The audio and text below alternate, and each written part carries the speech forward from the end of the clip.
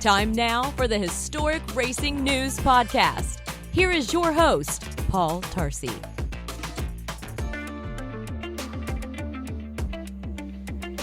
Greetings, and welcome to Historic Racing News. If you haven't come across the show before, we cover not only the world of historic motor racing, but we also look back at the heritage of our glorious sport. I'm joined by my regular teammates, Jim Roller and Paul Jurd. Welcome, gentlemen. And there. Also in the studio, we have author Neil Smith, who's here to talk about Tom Walkinshaw and the wonderful Jaguars, which Walkinshaw ran at Le Mans and well beyond. And we'll also hear from Mark Raffauf about, you've been talking to Jim about his time at IMSA in the 1990s and his role in that huge success that was sports car racing in the USA at that time. Paul Jurd has had a chat to Robin Donovan about his time in sports car racing, and in particular his times at Le Mans. From the early days of Group C right up to sharing a Gulf-liveried Kremer Porsche CK5 with Derek Bell. You'll be picking up a bit of a hint here that because this is June, this is very much a Le Mans themed program, and we'll be also talking to Derek Bell himself, who looks back at a time when he very nearly won Le Mans for a sixth time, driving that glorious Harrods-liveried McLaren with his son Justin and the previous Jaguar winner Andy Wallace, and that all of that was really quite something. And I suppose I often wonder whether Derek gets fed up with the sobriquet of five-time Le Mans winner Derek Bell, and just think, if it had changed, he'd have been six-time Le Mans winner.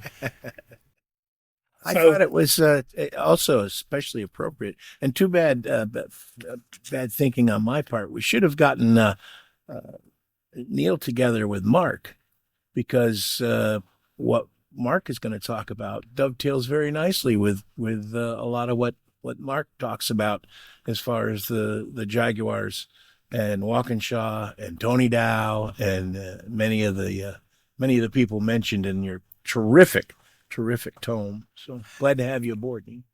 Thank you. Yeah, and we'll be talking about that book. If you haven't seen it yet, worthy listener, it is called On the Prowl, and Neil has produced this. It's all about Tom Walkinshaw and Jaguars and everything else. We'll be talking a little bit more about that as we move on through the show. But Paul, you've been a busy boy too, haven't you? That's right. Yeah. As I say, I was fortunate enough to do that interview with Robin Donovan, and you often talk to racing drivers, and sometimes it's I did this and I won that and I raced that. Robin's not really coming along with any ego. He's actually telling us exactly how it was. Le Mans 14 times he competed in from a variety of cars that he describes some of his Group C2 cars with a word I'm not going to use as we're recording, but rhymes with ship box. And right up to some very, very good cars alongside some very good drivers.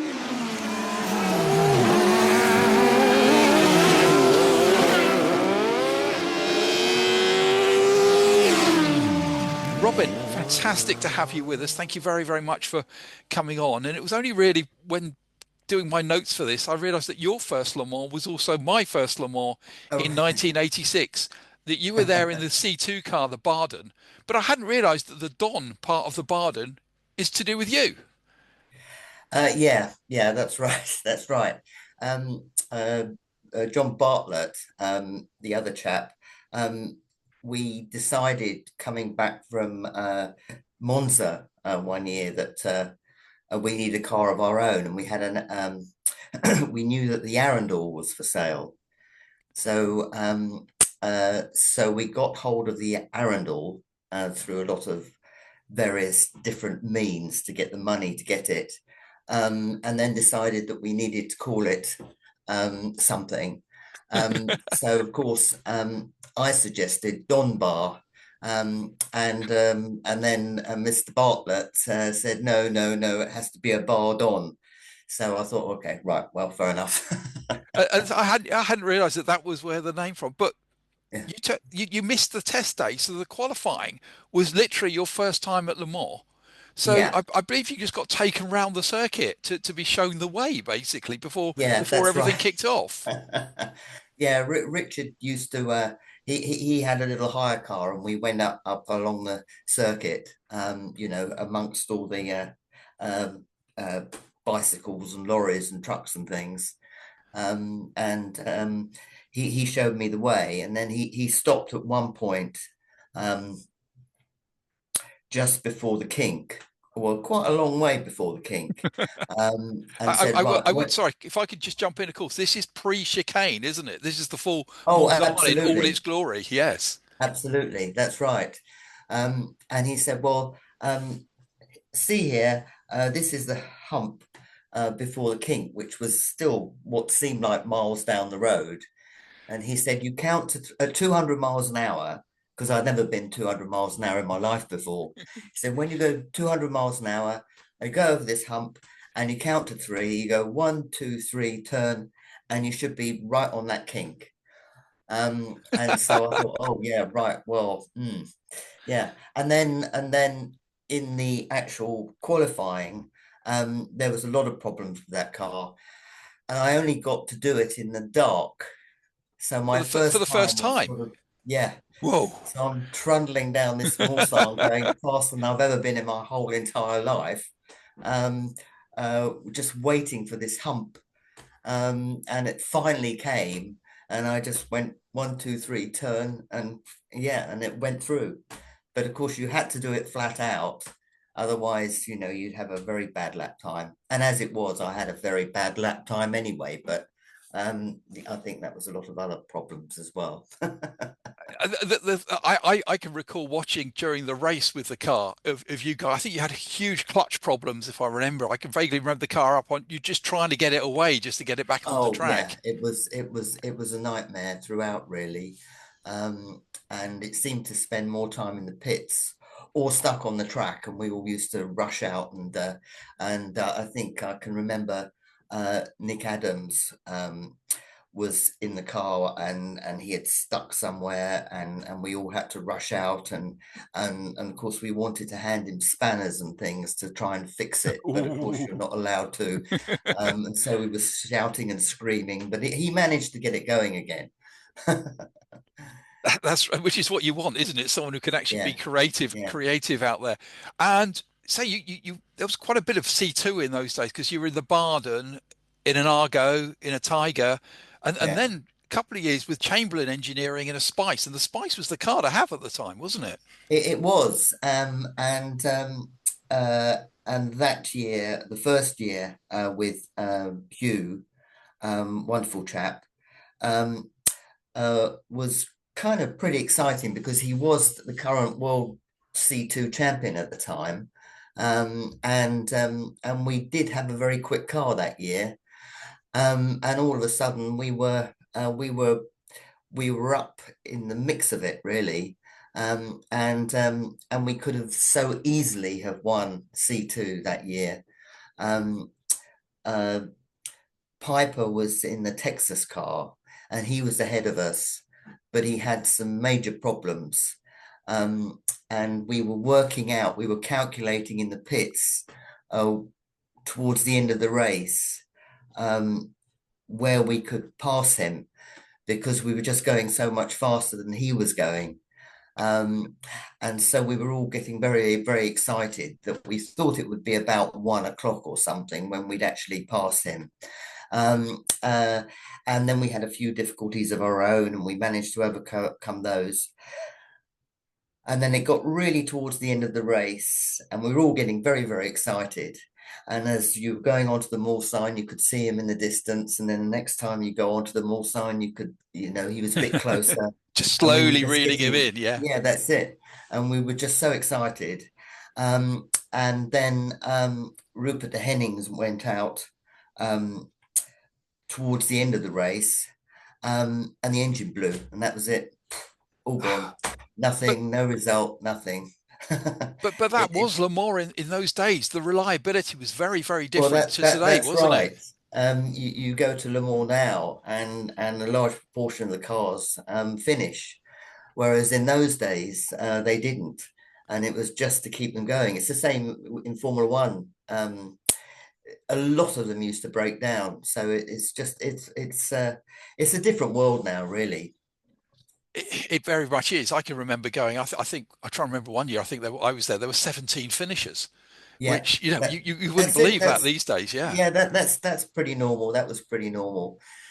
So yeah, so I did have my chances, but I never really got there in the end.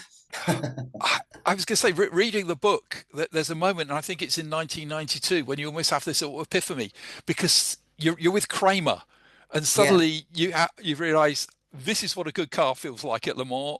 I've got Oh, this full supportive professional. It was suddenly at a whole different level. yeah. I mean, it was amazing, really. The thing about Le Mans is that everyone sort of arrives at the beginning of the week, and they all start fettling their cars. And Kremer didn't turn up to begin with. And Sunday came and passed, and Monday came and passed, and we thought, well, it's qualifying shortly. Are you ever going to turn up? So you're there. You're the drivers. Then there's no team. Yeah, and there's no team. And we thought, oh my God, this is getting awful. And of course, in those days, sort of early 90s, there wasn't really the telephones that you have now. So, you couldn't just phone them up and say, where are you? And so we're hanging around waiting. Everyone had been there for a couple of days, and they were fettling their cars like crazy. And finally, they eventually turned up, 3 immaculate transporters, 3 beautifully presented transporters, and had to do multiple turns to get themselves in their slot. Of course, because everyone's already there. Yeah. That's it. And then the quick lift jack came down. They took the cars off into the pits, closed up the back of the truck again, and all went for dinner, because they didn't need to fettle, because they were all immaculately done. And it was like that throughout that whole race. They were just magnificent. It was. I say now.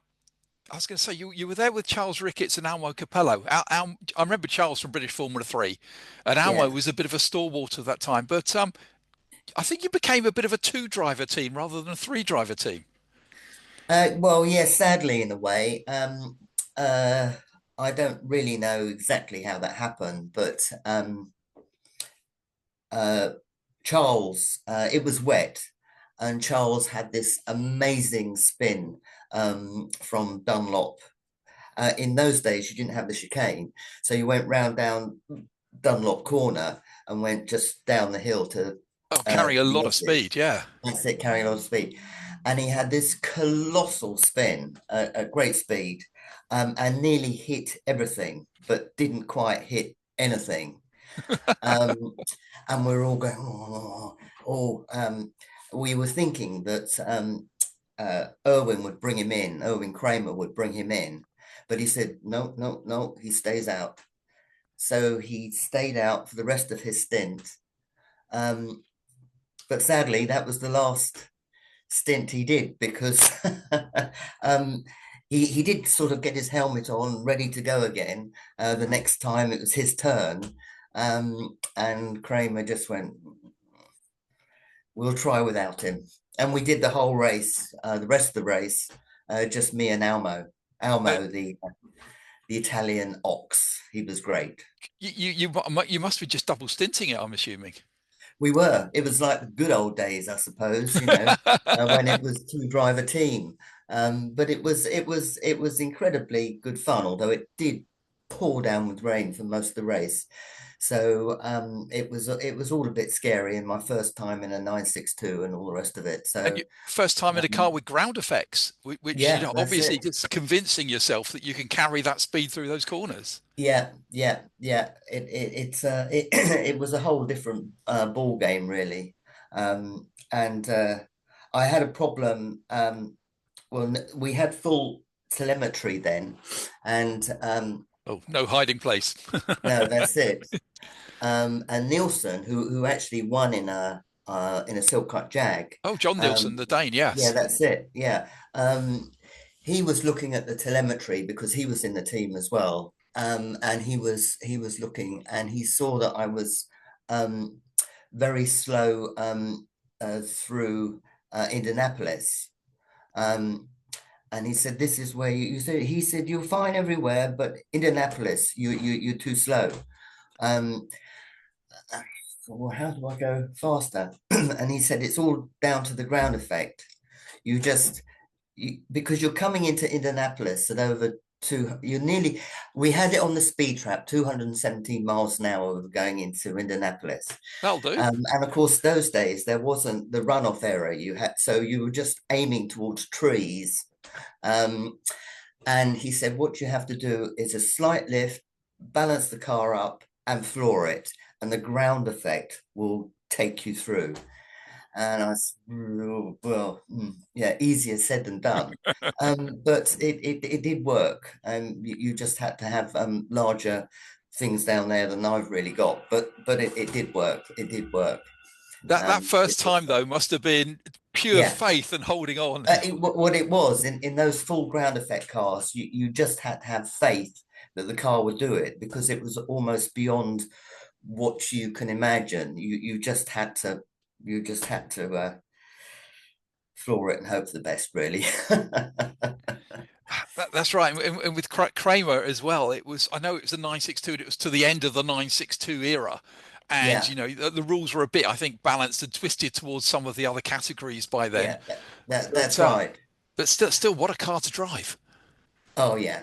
I mean, it was amazing. Although, it's funny. The problem with Le Mans car racing in general is that you try so hard in your little C2s. A little C2 then was going over 200 miles an hour, but the C1s would go past you at 220 miles an hour, 230 miles an hour, and it felt like you were standing still. But that 962 was something else, really. It was really quite special. I was going to say, and if we stick with the theme of Kremer and Porsche power, of course, in 1994, it was that Gulf Oil Racing Kremer, the open prototype. I think everyone remembers that car, the dark blue with the Gulf's orange stripe up it. And you got to share with a Le Mans legend. Yeah. Derek Bell. Yeah. He's been a great sort of pal of mine, really, for quite a long time. I first met him when I was a little boy in my shorts, and he was doing a talk in the local scout hut about his Formula 3 exploits, and we've kind of been on and off pals ever since, really. He took me to the British Grand Prix when he was driving a four-wheel drive McLaren team one year. I think I was still in shorts or pretty much. So he was a bit disconcerted when I suddenly turned up in Malaysia. And he said, "Oh, what are you doing here?" And I said, "I'm racing against you, Derek." He won the championship at that race, and it was my first world sports car race. But yeah, it was a great honor and a privilege to drive with him at Le Mans, which was going to be his final Le Mans. So I got bumped again from my last stint because the crowds were there and the sea of blue was there, and so effectively you were going to be bringing the car across the line, and the team manager at some point has to break it very gently to you. It was my turn, but I was taken aside by the team manager, and he said, "Look, it's his last ever Le Mans, and each time he lifts his arm, the crowds wave and the flags fly and everything.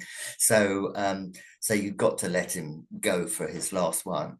But because of that last one, he got inspired and carried on and did very well in McLaren. I think it was the following year with his son and Tiffany Dell. Oh, the Harrods car, I think. Yes, I remember that's that. it. Yeah. I was So gonna... so I kind of, we helped regenerate him, really, if you like. Yeah. I was going to say one little story, if you don't mind me pointing you in this direction, that jumped out for me from the book from that year, is you'd actually trained very hard to get fit for this race and done a Yeah. lot of work, which had an unexpected side effect during one of your stints with about 4 laps to go. Well, yes. Yeah, it was quite. I'd been training so hard, and in those days you didn't have all these sort of special drinks and what have you that you have nowadays. You just used to drink gallons and gallons of water to keep yourself hydrated. And I was doing exactly the same as I've always done at Le Mans, drinking gallons and gallons of water, but I wasn't getting dehydrated. And so with about 4 laps to go, I really did need a pee.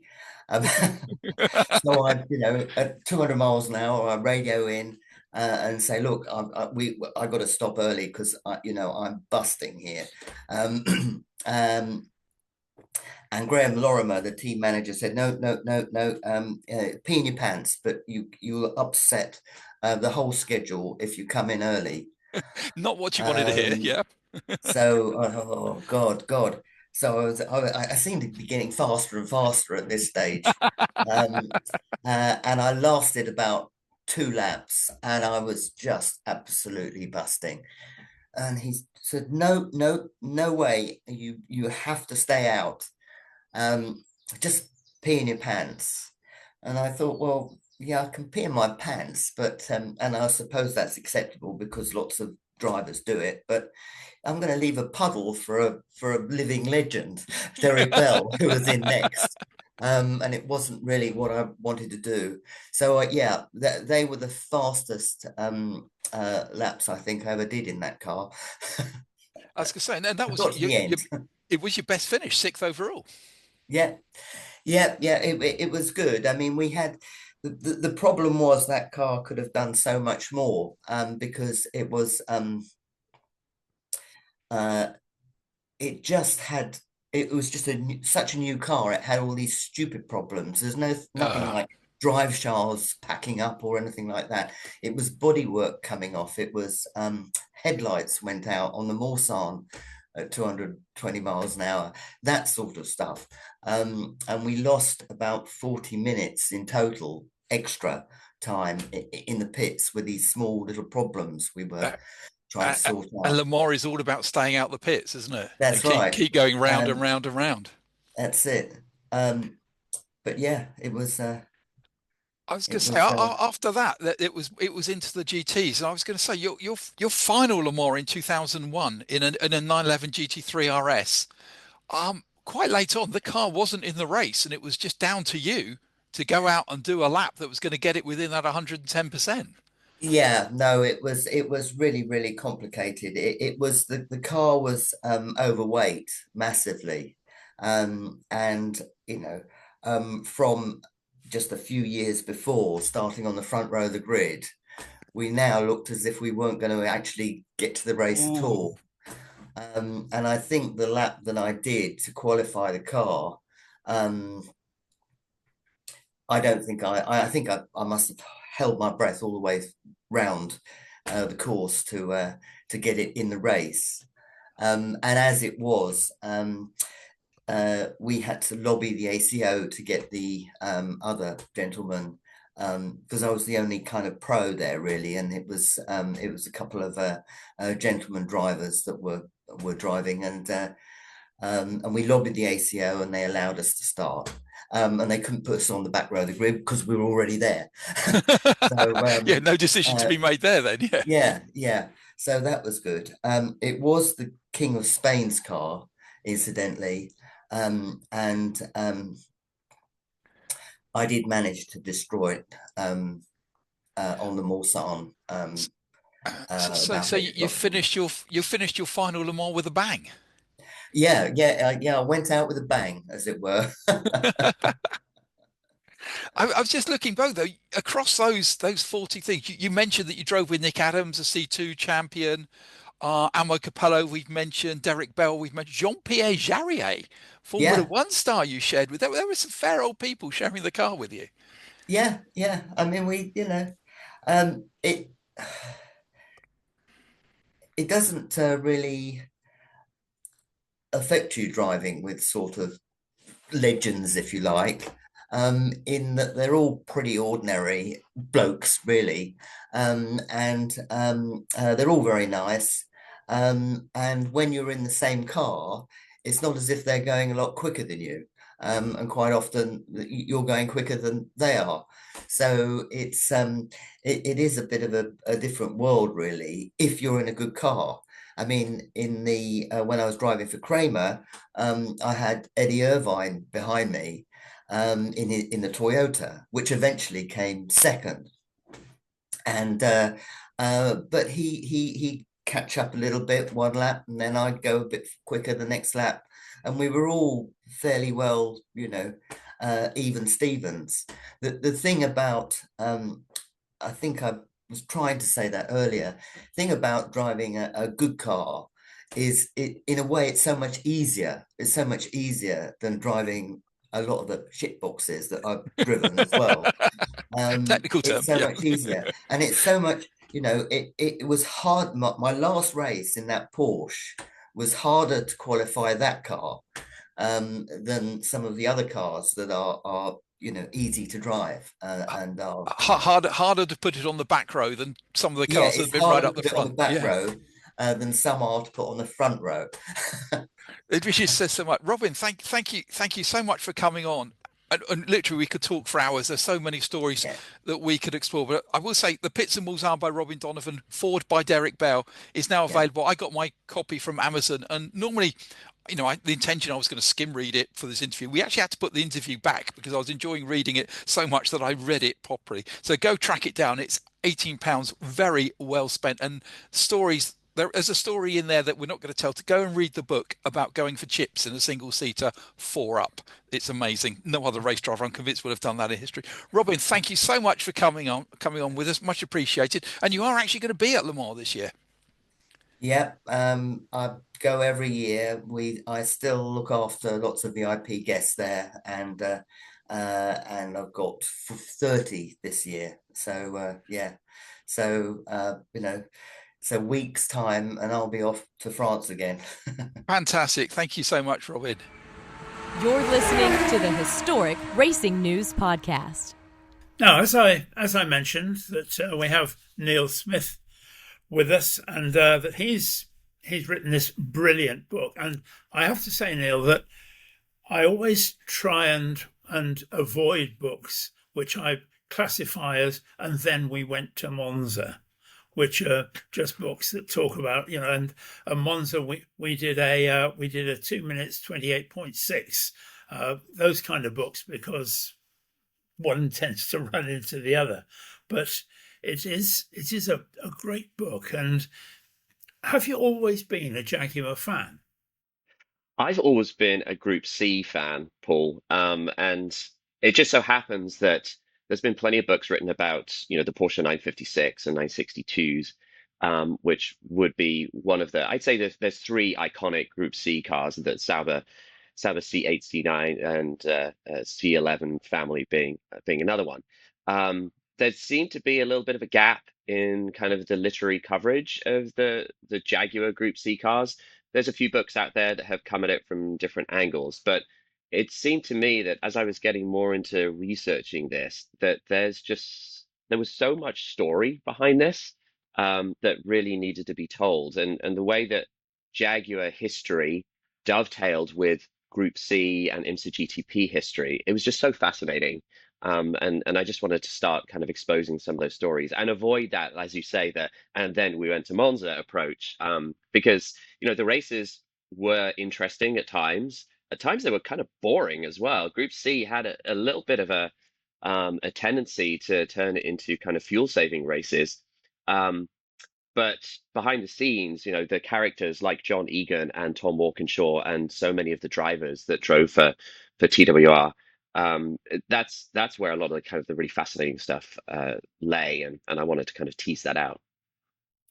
And I think one of the things for me is that in the book you have looked at the desperate financial situation that Jaguar was in at the time, and we petrol heads tend to look back on those times and think, oh, it was glorious, and Silk Cut Jaguar and winning Le Mans and winning the World Championship.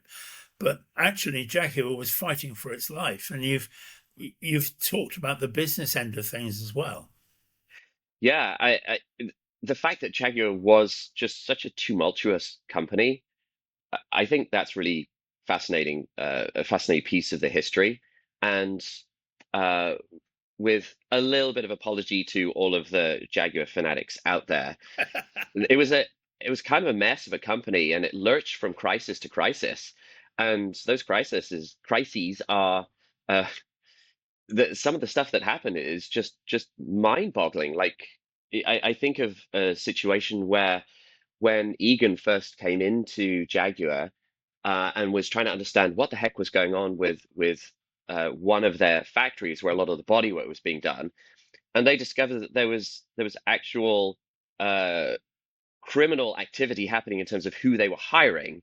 And that allowed Egan to kind of get the unions under his thumb, because up until that point, the unions had been kind of all over the place. He was able to get them under his thumb by saying, "Hey, look, you guys have been hiring illegally. You gotta stop it, and do what I say, and follow what I'm doing."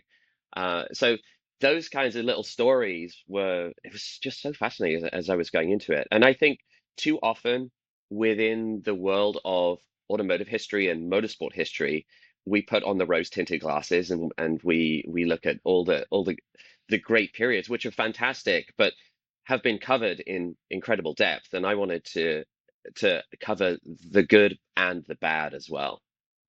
And I think it's interesting that in that particular area you talk about the fact that the change in exchange rates that was going all over the place at the time, that the price of a Jaguar XJ6 in the US went up by something like $20,000 simply because of the exchange rate. And I didn't know that.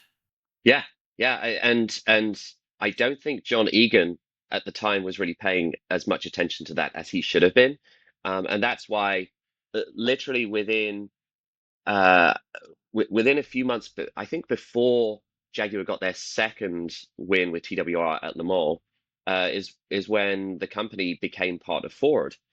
So you had this situation where everyone was like, yeah, Jaguar, British company, again winning at Le Mans, the waving of the flags along the front straight at Le Mans, and all the British flags and everything. But in reality, the company had been bought by this giant multinational American ownership group. Yeah, and clearly, I mean, as somebody who's been involved in business all my life, I found that side of it particularly interesting. But yeah, I think it's different for all of us. And Paul, I'm sure that you saw some different things in those times.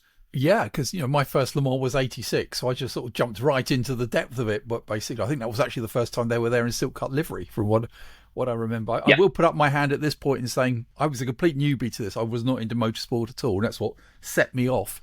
And I did pick a car to follow during the race, and it was not one of the Jaguars.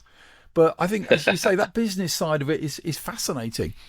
Tom Walkinshaw, they'd been involved with Jaguar with the XJS program. They'd run European touring cars. They'd been in one Bathurst. Was it a hard sell to John Egan to say, we can go and do Le Mans again? The Jaguar name back in the 50s was linked to Le Mans, but was it a big hard sell? I think Egan was, from the moment he joined Jaguar, he wanted to get back to Le Mans. He saw, he was a marketing guy. He came from doing marketing at Shell and Unipart and other companies. So I think he saw the value of Le Mans. And when Mike Dale, was on the Jaguar USA side, a British guy, but working as vice president of Jaguar in the USA, when he came to Egan and said, "Hey, I've got this guy, Bob Tullius. He runs this team called Group 44. We want to work with him and build a car to go into IMSA GTP." Egan was perfectly happy for that to happen because, first of all, it was funded by Jaguar USA, not by the parent office. But also, I think he saw here was an opportunity to potentially get back to Le Mans. And when all of the parties met to determine whether they were actually going to go ahead with this GTP program, and then talk about whether they were going to go to Le Mans. As the meeting was ending, Tullius got up to leave the room, and Egan took him to one side and he said, "By the way, you'll be going to Le Mans, but at a certain point, it's going to be us that's going to be doing it, and you're going to be on the sidelines. So you can have this deal to run the GTP program and to do Le Mans, but it's only for a certain period of time." And that stuck in Bob Tullius's crop. Probably it's still there. If you took a tongue depressor and look, you'd probably see that today that is still stuck right out there. Oh yeah, yeah. He was a proud man, and boy, he didn't like that. No, he didn't. He was quite vocal in the IMSA paddock about that to certain of us, but on the proviso that it was off the record and all that stuff. But yeah. Well, I've been working as a follow-up to this book on with Bob Tullius on his autobiography with my co-author John Nikas. And John had the opportunity to spend a good amount of time with Bob and has like hundreds of hours of interviews with him. And Bob shared very clearly how he felt about that. And so that's going to show up in that book as well. And there was a fair bit of intrigue. I mean, you want to talk about a good read, the chapters about when the transition from Tullius to Walkinshaw, there was a fair bit of corporate intrigue there, wasn't there? There certainly was. I mean, you had situations like Walkinshaw was trying to make it seem that he was perfectly happy to take Tullius's cars and have Tullius build more cars and run the XJR5s, the American Jaguar GTPs in the World Championship. That was the plan that, in theory, everybody agreed to. Egan was like, "We've already got these cars," and Tullius was like, "Yeah, I'm happy to build more," and Walkinshaw was saying, "I'm happy to run them," but under the surface, Walkinshaw was very much like, "There is no way I'm going to run someone else's cars," especially because he had seen the value of carbon fiber, and he was friends with Frank Williams and had seen what Frank Williams had done in Formula One with carbon fiber tubs, and he wanted to build a Group C car that was based on a carbon fiber tub, and that's why he brought in people like Tony Southgate to help him design that car. But he hired Tony Southgate before Jaguar had even approved this creation of this whole new car. So yeah, you're quite right, Jim. There was a lot of kind of under the surface intrigue that was going on at the time. And then you have Bernie Ecclestone sticking his nose in. Oh, well, with yeah. the engine regs after Group C. So yeah, that's a whole other thing. Lots of cool stuff.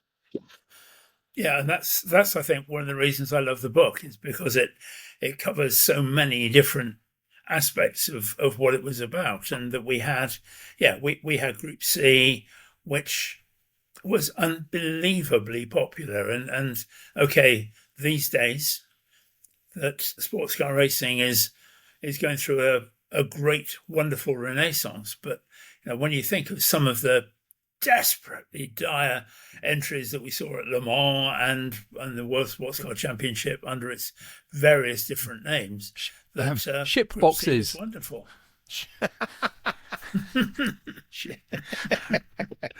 But yeah, I think it's one of those things that you see. And you mentioned the words rose tinted, Neil. Do you think we look back on Group C with rose tinted glasses? I think we do. There is no doubt that the cars were so dang cool, and even like if you see them these days out doing historic racing, which there's plenty of them out there, they are just fantastic cars, and the the way the regulations were written, at least in Group C, it was basically it was a fuel formula. So as long as you stayed within the fuel economy, you could basically do whatever you wanted. I mean, there were regulations around the size of the cars, of course, and a few other things, but it encouraged an awful lot of ingenuity and innovation. And for that reason, you had a wide variety of cars. They all looked kind of different, which was pretty great. And I think that's what allowed people to really kind of connect with them. It doesn't change the fact that from a sporting perspective, Group C kind of lurched from one kind of interesting period to the next kind of interesting period to the next kind of interesting period. So early on, it was just dominated by the Porsches. And so there wasn't a huge amount of intrigue around that. It was more like which Porsche is going to win. Yeah. And it was only once Jaguar actually arrived in 1986 that there started to be a real two-horse race. And in 87, Jaguar really dominated. But by 87, Porsche themselves had pulled out of Group C as a works effort, to be replaced ultimately by Sauber and the Mercedes engine cars. So you had this like little period where Jaguar was up against Porsche, and then you had another period where Jaguar was up against Sauber, and then we kind of went into this next like the 3.5 liter period in 1991, and then it was done. That was basically it. 1992 was last year, and it died a death with like 12 cars on the grid. So it was a fairly short period of time in which, I would say only in 89 and 90 was Group C like truly in rude health, where you had Toyota, you had Nissan joining the party, you had Aston Martin there in 1989. So I think when we look back on the period as a whole, we're like, oh, Group C was amazing. And, this book to me is like a love letter to Group C and IMSA GTP. But so as a whole, we look at it and we're like, yes, this was an incredible period. But if you look at each year by itself, each year had its own character, but was never a grand sporting spectacle, apart from the fact that the cars were awesome and they went to Le Mans every year. And the fact that Le Mans was there was, I think, the thing that took Group C from being a somewhat interesting sports car series to something that we'll forever look back on with such fondness. But I think one of the things is that if you look back particularly to 1988, that it was like a football crowd, wasn't it? It was. And in fact, right around that time, there was an awful lot going on in terms of actual football crowds, and particularly British football crowds. Yeah. And at the end of the race in 1988, when everybody was going crazy, Jaguar had won, and Walkinshaw was interviewed. Yeah, Sorry. there was maybe a little bit of how the fuel went in at one point. And which car it went to, yeah. Yeah, like something about overflow bottles. It is covered a little bit in the book. Oh, it is. I was as someone who actually witnessed it, I was quite proud that you put it in there. I thought, Oh yeah. I'm happy to call out the varnished those little bits and pieces.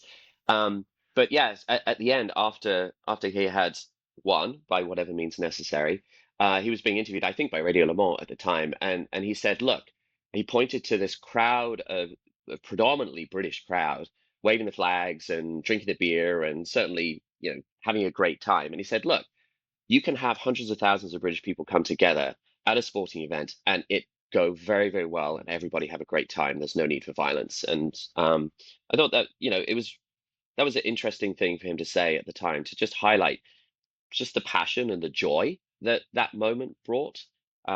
As well as point to this is the best of British. And since he was representing a British manufacturer, I think that was really important. And it carried a lot of weight worldwide. We didn't have viral back then, but if anything would have gone viral back then, that kind of comment would, because it transcended motorsport. It went into football, which is, still was back then. To put a button on the other thing, we'll hear in a little bit when we talk to Mark Raffauf in the second part of our show.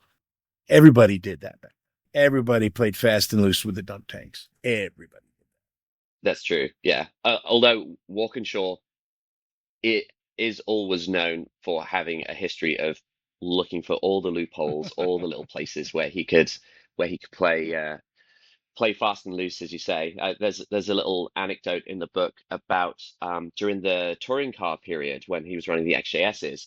I think it was maybe at Hockenheim, and Egan was there, and he noticed. I think Hans Stuck actually came to Egan and said that he had seen that one of the cars had gone out with the wrong number on. So basically, they were trying to get two cars qualified or something like that. I think it was in qualifying, maybe practice.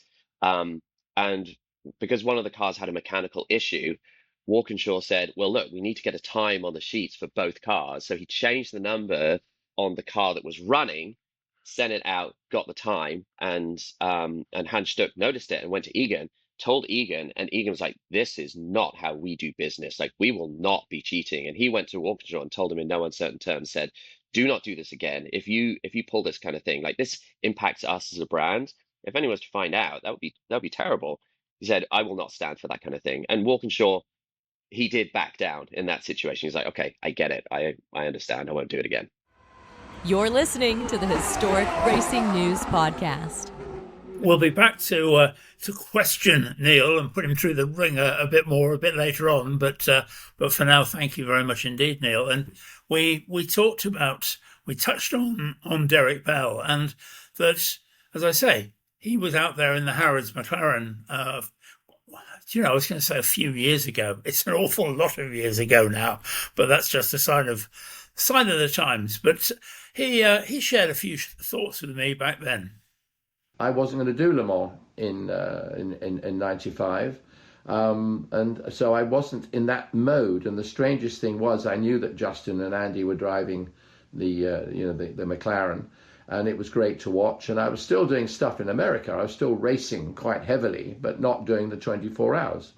And I think I did the 24 hours of Daytona, for example, but that was nothing like as hard as doing Le Mans.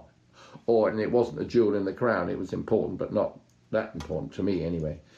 And and then out of the blue, Justin said, and Andy said, come on, Dad, you're going to have to come and do the race with us.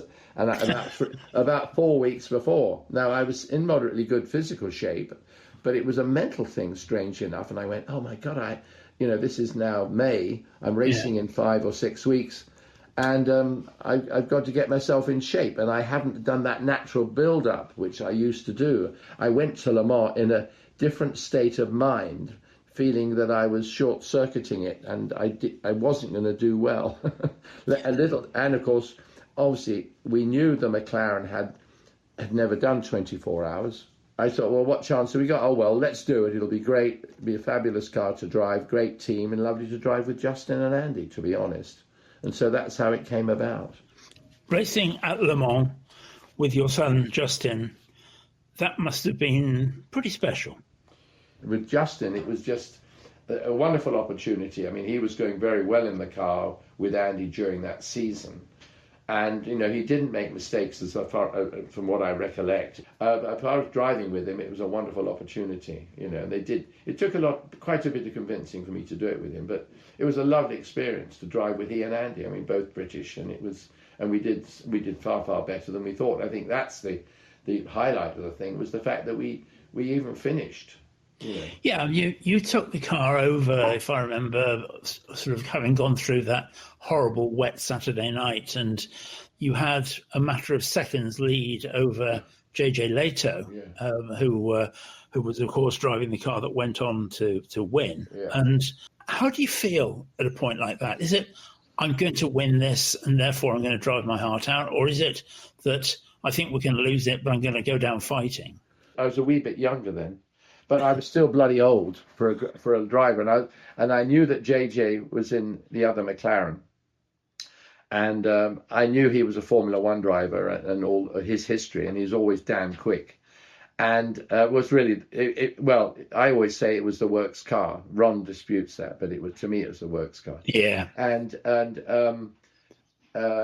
so they had, I wouldn't say they had better equipment than us, but they, if anything was going to had the chance to win, it was going to be them more than us, because McLaren themselves had so much more history. And of course, I don't think Well, none of us had an inkling that they'd actually done a 24-hour test, which I think we all felt was a little unfair. But we only found that out 10 years later, so it's a bit you can't bitch about it. But good for them. So would I. But so it was this sort of awful feeling at, as you say, mid-morning. It's so difficult because it gets daylight so damn early. 7 o'clock in the morning seems like mid-morning, but I think it was around about 9 o'clock.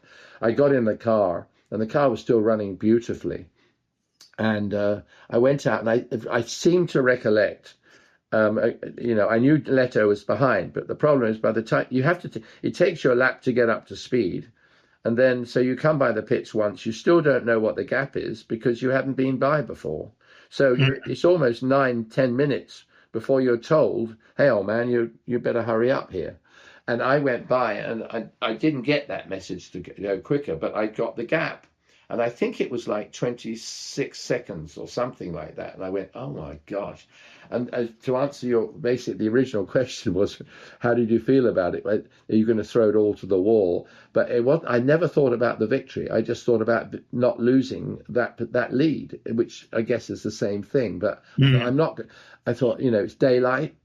The whole world can see this dear old fellow running around at age 55 years old, or whatever age I was, 55 years old, being thrashed by this young superstar called JJ Leto. And they're not going to say, well, he was in a better car or whatever. They're just going to see what happens in front of them. And I thought, I just can't let that happen. And it wasn't that I just didn't want to be overtaken because we were leading. And it wasn't the fact we could win, because to me, we still had 1,000 kilometers to do. We had 6 hours to go. Yeah. It was just the fact that during that hour, I wasn't going to let him go by. That 1 or 2 hour and a half that I did would not have shown as being anything spectacular. But to me, it was one of my best drives ever, because we still feel to this day, our wet tires weren't quite, I think they had Michelins and we were on whatever's. And you were on Goodyears, weren't you? On Goodyears, and we all knew they weren't as good in the rain. But I'm not making excuses, but I thought I drove really rather well. And it's the only time in my life I'd ever say that. The race is so long and so full of action that they don't notice necessarily one person's drive. But to me, that was my drive of the race. I wouldn't say it was the drive of the race, but certainly a personal thing to not get overtaken by JJ, who I adore. He's a great friend, and I admire him immensely. But that was it. I didn't want that to happen. And ultimately, of course, it was the clutch that slowed the car down, and that arguably it stole the win from you. And that when you get to that point where you think we could be winning this if it wasn't for the clutch, if it wasn't for mechanical problems, when you've done the race as many times as you had, do you say, oh well, that's motor racing, or do you say, do you go out and kick the metaphorical cat? No, I think that was a different one. It was because I thought I'd had my victories at Le Mans, and in fact I had, but it was, and I didn't think of it. Oh well, this could be 6. It was nothing like that. It was the fact of winning. Win's a win. It was nothing about the total. It was you wanted to win. You're up front. You'd been up front on and off, or most of the time for about 12 hours. And we felt we earned it. We earned it very hard. I mean, we all spun. I know JJ spun. Everybody spun. You couldn't fail but spin somewhere because it was just so weird. But I just felt that should be our race. I couldn't see why we should beat the works car, but in many ways I wasn't aware that really it was the works car. I didn't know. I couldn't have told you what was on it. I just knew that JJ was in it. And I do remember a little bit of not correspondence, but phone calls prior to the race, during the weeks before, getting to know there was going to be another car in that was basically supported by the factory. And I don't blame them for doing it, because they should have put a car in, and they did. But all I knew was that we didn't have. There was a modification that we were. I believe that everything's I believe, because I was never part of that. But there was a modification. I mean, I think if it had been a team that I've been with all year or 2 years, I would have made much more of an input and said, come on, we need this or we need that. But, who was I? I was only invited 3 weeks before. I was really just there as a stopgap, Yeah. And but in hindsight, I think, we should look more seriously at this component that would have assisted in this problem. Now, there's so many stories go around in Pence who you listen to as to who was offered it and who turned it down. But I know our guys turned it down because it was an immense amount of money to put. And the fact was, at the end of the day, I don't think anybody who owned a McLaren felt they could win the race anyway. So what was the point of spending a fortune on this, technical asset, whatever it was, when you weren't going to be able to win the race because the prototypes would win? Yes, nobody went into a race thinking they're going to win with a GT car, did they? No, and rightly so. And you went back the following year to drive the same car in 1996, again with Andy and with Olivier Guillard, and you got a sixth place then. But once again, the drivetrain was a bit troublesome, wasn't it? Do you know, I don't remember because it was nothing compared to the year before.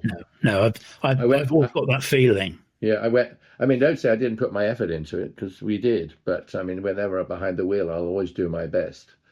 And I couldn't tell you a thing about that when we got sixth place because it was just a race when you were in GT and you would come in the order in which you should, almost. Yeah. And that, of course, was your 26th and final Le Mans 24 Hours. Yeah.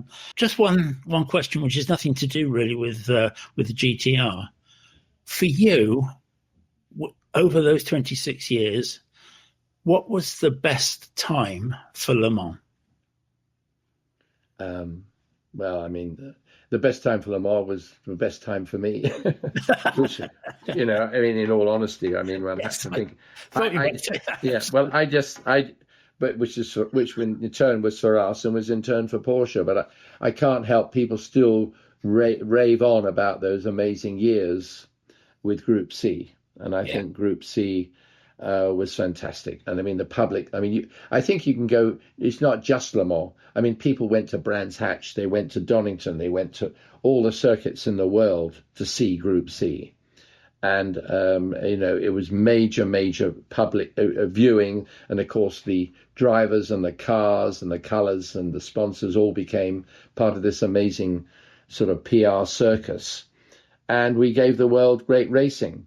And I feel it was great because I was in it. But I think every driver would agree it was the greatest period that they could remember because of the way, we'd go to Le Mans and I know with Jackie and then with Hans Stuck, and Al Holbert, of course, but I won Le Mans, that number at the 5 times. But it was the fact that anybody in those cars could win, and they'd go into a race and there were 22 or whatever number of Group C, Porsche 962s in it.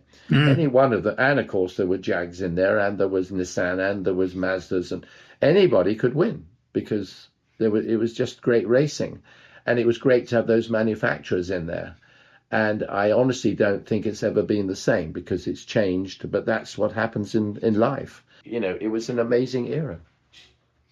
Derek, thank you for taking the time to share those thoughts about the McLaren GTR with us. It's an important part of Le Mans history generally, and that this really just puts the cherry on top. And thank you for that. So thank you for your thoughts about the additional perspective of that remarkable race in 1995. And I hope you'll come back and talk to us again on Historic Racing News. Well, I'll be around for a little bit longer, I think. So any time, I'd be grateful. I love talking about any of those years. That every year had a story. Got to be with Le Mans, hasn't it?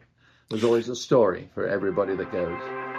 You're listening to the Historic Racing News Podcast. Remember that there is even more to Historic Racing News than the podcast. You can find regular news updates plus retrospective features on our Facebook page. Just search for Historic Racing News. There's lots to see on our YouTube channel as well, Paul. Just search HRN Chronicles and you can watch clips of our podcasts, including our recent interview with Pete Lyons about his new autobiography, Life on Racer Road. We also dig into the historic Racing News Vault for fun clips from events in the past. And this month, we'll be featuring some great Le Mans memories. And coming up in July, we'll have our second quarter auction report featuring some special race machines going under the hammer. Don't forget to like and subscribe as we are adding things all the time. And be on the lookout for our new Icon series.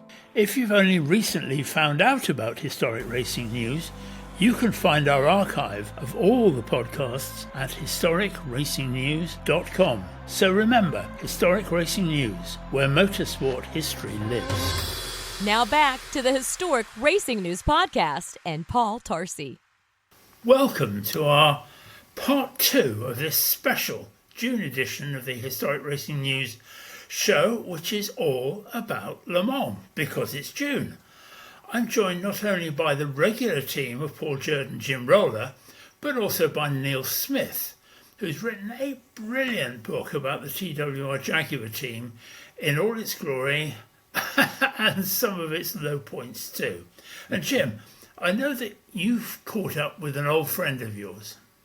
Well, Paul, I did. Indeed, an old friend, someone who was not only witness to much of what we've been talking about with Neil, but also a significant player during those halcyon days of sports car racing in the 80s and 90s, none other than Mark Raffauf from IMSA.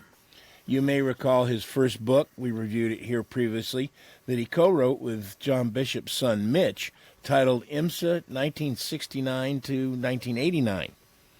Well, he has now come out with the follow-on book to that, and this time he's teamed up with renowned racing journalist Jonathan Ingram. This second edition deals with the next decade of IMSA from 1990 to 1999. It dovetails nicely with our conversations with Neil and was very interesting and a very tumultuous time for IMSA, and he was quite honest about some of those ups and downs, just like Neil has been honest about some Jaguar ups and downs. Joining us now on the Historic Racing News Podcast is Mark Raffauf. He has been not only a longtime friend, but the man who has pulled the strings for many years in international sports car racing with his duties at IMSA. He recently wrote a book with Mitch Bishop about the early days of IMSA up through 1990, and he just released not long ago a second book that he wrote with Jonathan Ingram about probably one of the most tumultuous times ever in sports car racing, at least here in the United States. So he has covered the full gamut of sports car racing in the United States. Welcome to the show, Mark. You and I have been kind of interlinked through the TV business since the late 70s. Since the TV business started in car racing, I believe. So from the very beginning of TV and car racing, yes, we have. So always a pleasure Lord. to see you, Jim. The first book covers the inception of IMSA, how John Bishop, and with help from Bill France Sr., started IMSA, left SCCA, up through, and very interestingly, how GTP started, which really as you get to 1990, that's really the halcyon days of GTP, and that book was fantastic. It was great to read all the stories and relive some of the memories, because at least from the TV side, and even from growing up in Watkins Glen, and my real first memory of IMSA is when IMSA cars would show up at the World Makes race, the 6-hour race in July every year, and then now on to the new book, 1990 to 1999, 10 chapters, 10 years. Got some interesting stories in there. It does. So the first thing I want to say is, besides Jonathan Ingram, there's two other major contributors. One is George Silberman, who was we were arm in arm through our IMSA careers together, both of us becoming the president at one time or another under various owners, and that's all covered in the new book. And also my brother Martin, who provided the perspective of what that decade was like working for a racing team that had to prepare the same car at some point to two completely different sets of rules and all kinds of headaches that came about. So I want to give them, a heads up to very much part of it. So the first book you very graciously described was kind of a good story because it talks about John and Peg Bishop and what they created, not entirely by themselves, but with other people helping and everything, and what made IMSA what it was through really the developmental year of the 80s of the first generation of GTP cars. And your point, by the end of the 80s, it was as good as anything the world had ever seen, anywhere at any time.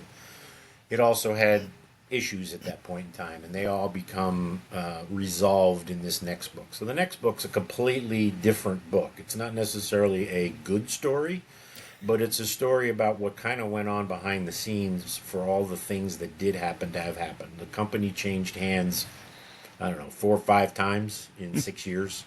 Everybody having a new idea about what to do and how to do it and all that kind of stuff that comes with the purchase of.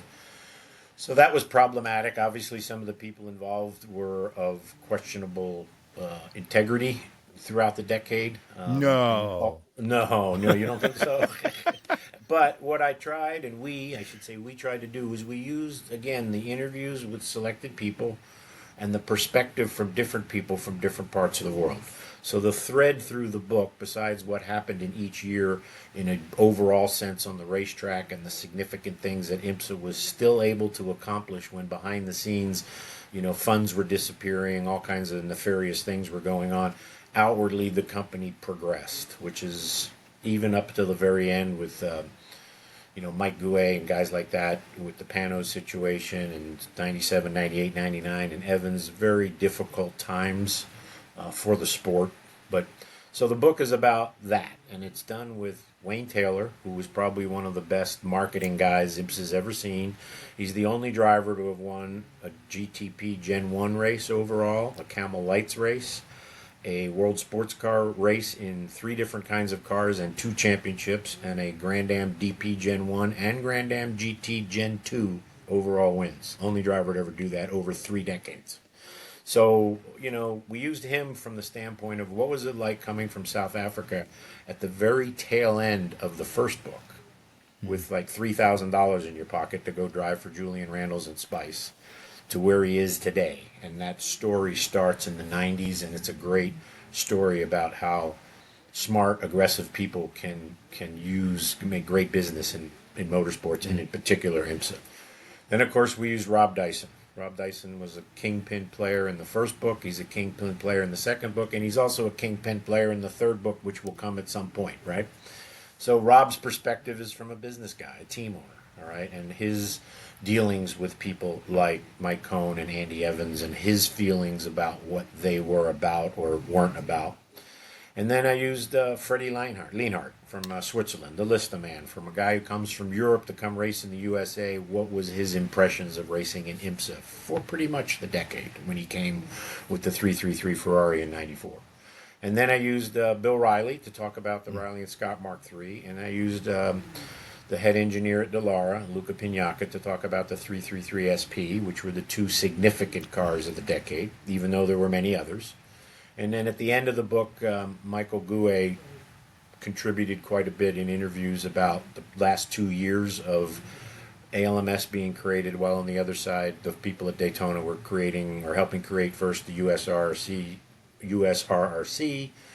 and then by 2000, in the beginning of the next book, Grand Am was in existence in 1999, preparing for its first race, which would be the 2000 Rolex 24. So it's a different kind of story using individuals whose perspectives on the decade and all of the changes and things that went on give it a nice rounded view, along with what occurred on the racetrack, which was still quality competition. There's also a good section about when we helped start the NACAM GT series, which was the Central American Caribbean Basin, running things in Venezuela and Dominican Republic and Puerto Rico and all that sort of stuff, and cars and the people that went back and forth.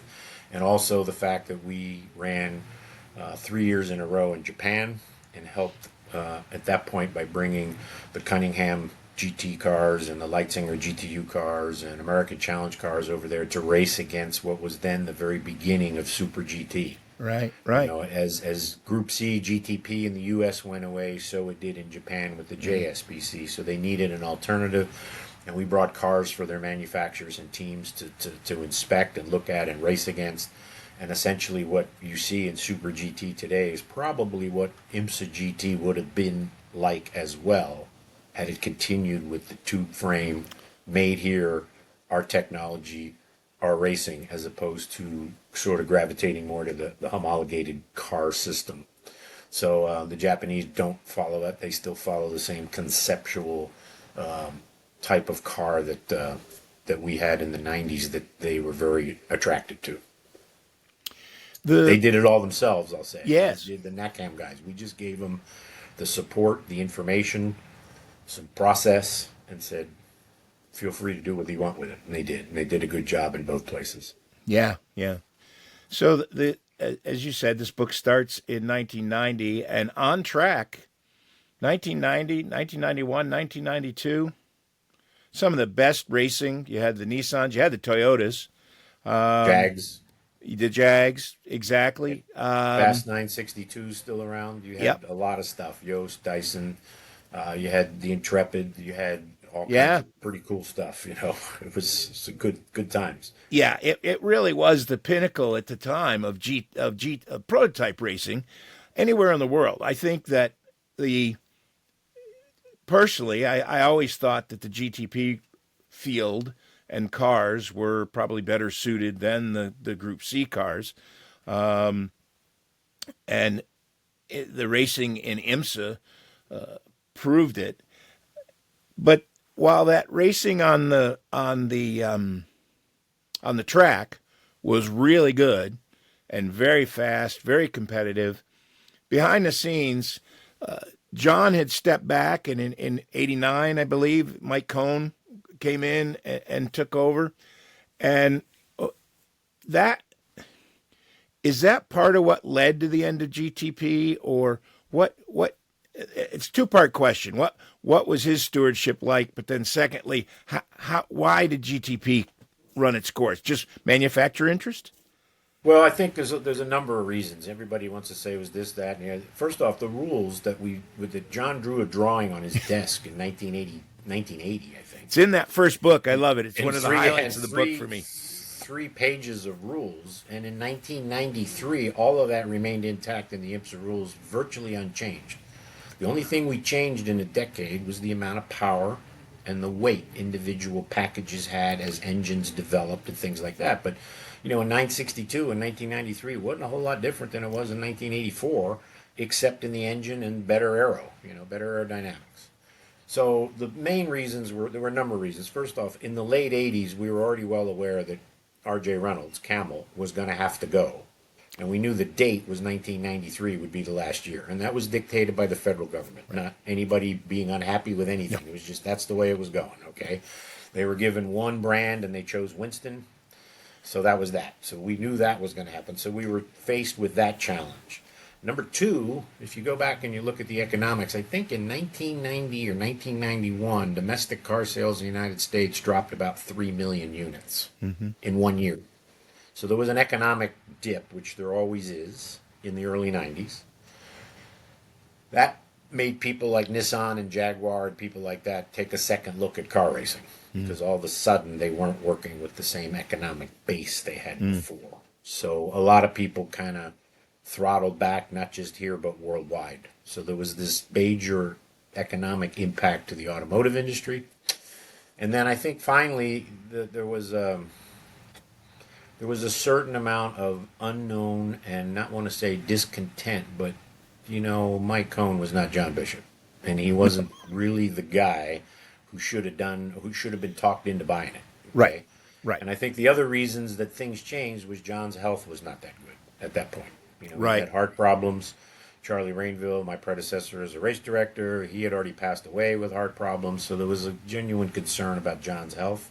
And I think the existing stockholders were pretty much in favor of whatever was going to happen should happen in John and Peg's benefit, because they put the sweat in there. You know, they made it what it was. So, the change was coming. We knew that. George and I, as being sort of the principals starting in '88, running it on a day-to-day basis, even though John was still around. But by '89, he was done, and the sale occurred, and so on and so forth. But so there was a lot of things going on. So there was one of a credibility issue. What's the new owners? There were two initially for 1 year, Cone and Parker. Parker got bought out after the end of the first year. And then Cone took it till '93, and then the same guy that convinced Cone to buy it convinced Charlie Slater to buy it from Cone in '93, and that whole cycle started over again, even though Charlie Slater in the decade was probably the most honorable and decent guy we had, for sure. And he was a racer. I mean, he was a racer. And sometimes, while the fans like to say, "Oh, we got a racer in charge," well, sometimes that's the worst thing you can have. It can have side effects that aren't really good, because racers have a tendency to be maybe a bit more emotional about things, when in fact on our side of the fence you have to be the other way. Cars aren't things driven by people, they're numbers. They're car numbers. That's all they are. You have to be very generic and very clinical about what we do, because in reality we don't care who wins or what. We just care that they win under the regulations and that everybody else was following, and if that's the case, so be it. But it's not an emotional thing. It's a very, somebody's going to win. We don't care who it is. Just make sure they win it correctly. Right. So all those things contributed to GTP going away. But in fact, the bottom line was economics. Even though the economics of today make what was being spent then look paltry, in its time, it was a lot of money. Yeah. And you also had an interesting big picture thing, which a lot of people don't think about. But the decade of the 80s provided all the import manufacturers from ground zero a place to showcase their products where there was no other place to be. Right. So we benefited from 10 years of, BMWs and different kinds of brands promoting new product in the United States and the biggest car market in the world, all the Japanese, obviously. So that was a big benefit that a lot of people don't sit back and realize. But those guys had no other place to go, so they came here. So when the economics got a little sideways, because when you think about those cars, you think about what was running in 1990 and 91, at just about every track that we shared with IndyCar, a GTP car was faster. Just as in Formula One, when the 3.5 liter cars came out, just about every track that they shared with F1, the sports car was faster. It was bigger, it was heavier, but it had aerodynamics that an open wheel car could not have. And a lot of power. Yeah. Way more power. Yeah. And so we built these really fantastic cars all over the world, prototypes. But there was a time where that was just not going to be sustainable. That's the word. It wasn't bad. It just wasn't sustainable under the economic climate in the automotive industry, along with Camel going away and the pressure of finding somebody to take that place. I mean, we paid, some people got salaries back then driving factory GTP cars that are bigger than today's. Okay? And that's including the shift in the value of the dollar. So yeah, sure. That shows you how much was being invested back then and what really cool cars they were. So that's what happened. So by 93 and 92, we pretty much knew the writing was on the wall, and we're going to come up with something different, which conceptually would be the world sports car, which just as the Lola T600 was in 1981, was a car that could be available to any team that wanted it, with an engine generally available to anybody who wanted it, that would allow them to compete at the top level in the big events in our championship easily and less expensively. And that's what it was. It was essentially a Camel light car with the roof taken off with a bigger engine. Yeah. In concept. Yeah. Once the Ferrari and the Riley and the real purpose-built cars came, the potential of those cars obviously became clear, and by the end of the decade really became LMP1 in Le Mans. They took our rules and used that to make LMP1. Yeah. So all of this was going on while behind the scenes there was no money. We couldn't make payroll sometimes. It was just a complete mess. And all that's in the book in a, what I would say, gracious way. Yeah. We let other people throw other people under the bus as opposed to us personally throwing them under the bus. Yeah, well, yeah. There is this thing called self-preservation. Yeah, well, that's so. There's a quote on the inside of everybody who has parts. We put quotes on the inside of the cover. Yeah, just like and mine says, well, he looked like a crook, he acted like a crook, and in fact, he was a crook. And the publisher said, well, who does that apply to? And I said, it depends what year. I used it all decades. to put a button on the GTP thing, reports were back then 1,300 horsepower for like the Nissan and the Toyota. Are those figures true, or is that urban legend? No, those are true, but actually that period of time was in the 80s, and we restricted them down on power, but hadn't figured out how to manage torque. So they ended up having more torque than power, and at our tracks, you want torque. Oh, yeah. So 1,000 foot-pounds of torque, 900 foot-pounds of torque, you don't need 1,000 horsepower. You got this instant acceleration to the point where a lot of people don't realize that in the end, like in 92, when we had like 6 or 7 street tracks, a lot of the drivers, the very best drivers, kind of started saying, you know what, these cars are not really drivable on a street track, because if you don't have it perfectly right, you're going to hit the fence right away. Yeah. So they actually reduced, and Nissan actually made some 2.5 liter V6s, some smaller engines to reduce sort of the instantaneous huge power and torque that they created to make them more drivable. They just didn't need 1,000 horsepower. You needed 1,000 horsepower to overcome the drag of the aero work, but at a lot of places, top speed, you only spent, a few seconds at top speed on a given racetrack. Right. There are exceptions, but most of the time you're accelerating. Yeah. So torque became the game, and that was where it went. But those were real numbers, as was the downforce. I mean, 10,000 pounds of downforce at 200 miles an hour was real. And that takes some ponies to push that down the straightaway. That's where you needed 1,200. But they figured out that you can go around the racetrack with more torque and less power than you can with more power and less torque. So because of the small amount of time you actually spent at speeds like that, you don't go 200 often. No.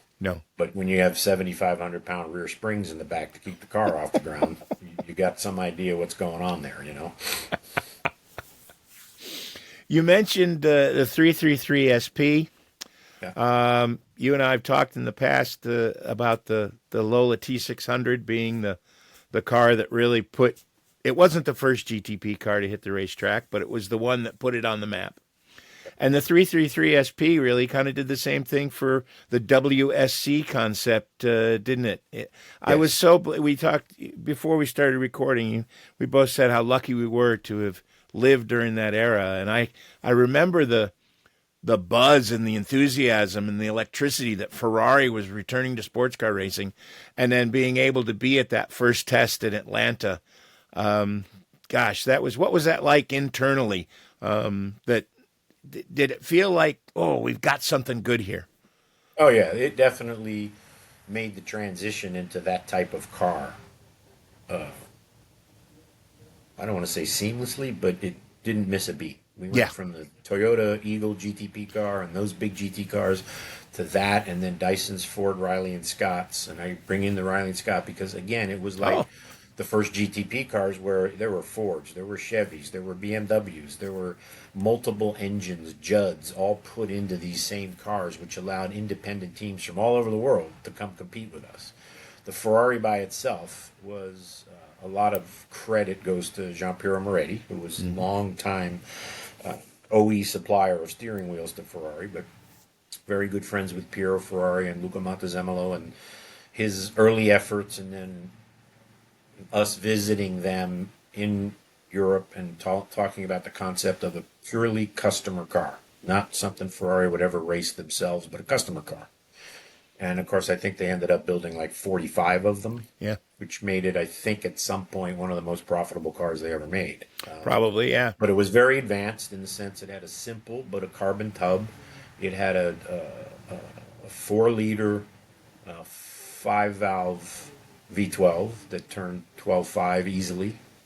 And it even, it sounded right, it looked right, everything about it was right. It got developed over the years by people like Kevin Doran here in the U.S. and stuff. But, basically they built a sound winning car out of the box. The Riley was the same once the engine packages got to be working right. And the Ford-Ferrari battle continued for a number of years with great drivers driving great cars at great racetracks, providing great entertainment. So that car and the Riley together made that transition pretty easy, which it wouldn't have been if we were still dealing with, no disrespect intended, but Camel-like cars with the roof cut. Well, yeah, These cars sure. were built from the ground up to this formula and performed accordingly. Yeah, something built to a formula, I don't care what the formula is always going to be better than the ad hoc transition car. Yet, you got to give Harry Bricks and Jeremy Dale credit. They almost won the championship by a couple of points in one of those cars because by the time they got their hands on it and did what they did with it, it wasn't really what it once was. It was a completely new form of a spice, so to speak. Yeah, that's true. Yeah. So the WSC era is probably it doesn't get as much credit as the GTP era because of all of the political machinations and behind the scenes things that really started to occur during that time. As you said earlier, you're able to, on the racetrack, keep the ball moving forward, but it was even getting more tumultuous behind the scenes, wasn't it?